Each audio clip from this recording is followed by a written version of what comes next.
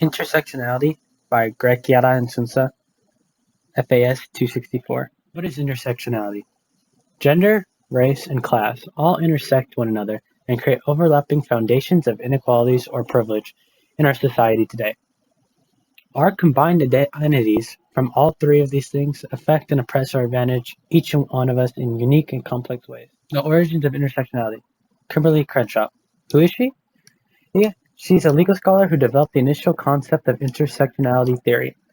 Intersectionality theory is based upon race, gender, and class are all interdependent upon one another and not independent, meaning all three of these social justice issues should be looked as one singular concept. How did it become like this? For over 200 years, the United States perpetuated a systemic racism that helped foster this intersectionality between race, class, and gender in today's social identities. This idea of moving forward in a democratic way helped perpetuate discrimination and inequalities between minority groups and perpetuate privileges towards the white upper class, creating an unequal lower class. Stereotypes post 1865 towards black people promoted hypermasculinity. Black men, stereotyped as athletic, aggressive, and supersexual, helped perpetuate this criminal stereotype.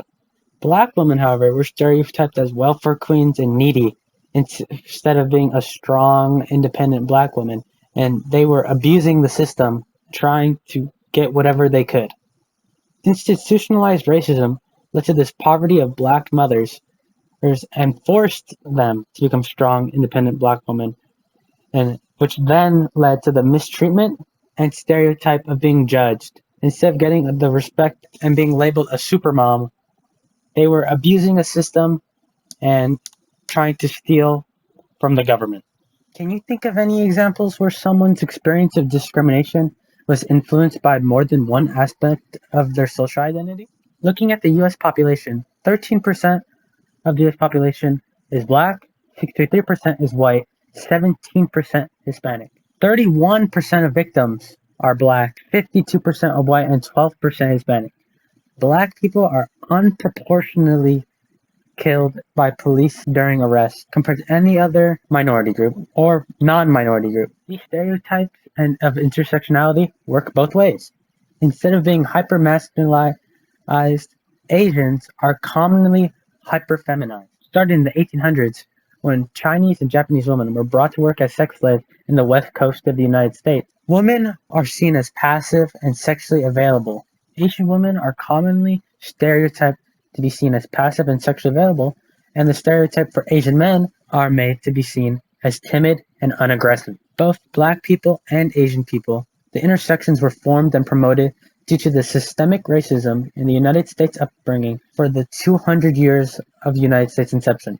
This has a lasting current day effect to consequences and stereotypes in the United States institutions and just the societal ramifications of this long, profound history of systemic racism. It's an oversimplification. Social injustices can't be correctly combated through the lens of just race, gender, and class individually. A more nuanced approach of using intersectional ways of looking at the world and peoples is necessary. If we don't do this, we risk oversimplifying core and structural issues, and a more nuanced, single-issued approach is needed across this country, looking at each individual case of race, gender, and class to fix these societal issues. Critical social theory. We can see how systems of power in the founding of the United States systematically discriminated against specific minority groups and people, targeting them in different ways. Inequality compounded to create complex social dynamics, commonly creating inequality for minorities and groups of people that were already in disadvantage, and creating privileges for the white male upper class. Most forms of social reforms fail and discriminate towards black women because these kinds of programs and initiatives target race or gender and not both. This means it fails to help black women the most. Colorblind intersectionality. Ignoring race and gender initiatives actually helps perpetuate inequalities and diversity initiatives.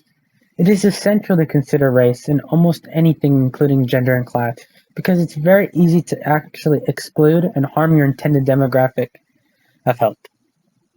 This leads to perpetuating division and gender structures, and class inequality if all three issues aren't targeted at once? Can you think of an initiative that tried to help actually cause more of a divide in today's society? Tarana Burke founded the Me Too movement based on her own experiences with sexual violence and her desire to help young Black girls who had gone through similar trauma. She has shared the emotional weight of hearing young girls' stories of abuse, which initially inspired her to use the phrase Me Too as a way to foster solidarity and healing with these young individuals. Burke highlights how women of color, specifically Black women, are often overlooked in mainstream conversations about sexual violence. Her work shines a light on how these women are doubly marginalized by race and gender and often don't receive the same support or recognition in movements that prioritize white female survivors. Angelou.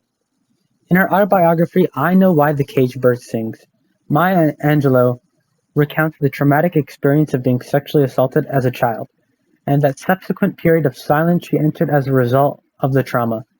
Her journey of overcoming this profound pain and finding her voice again through writing and activism is a powerful narrative of resilience and highlights intersectionality.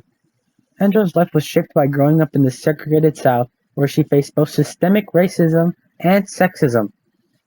Despite these obstacles, she rose to prominence as a writer, activist, and cultural figure in the Black female community.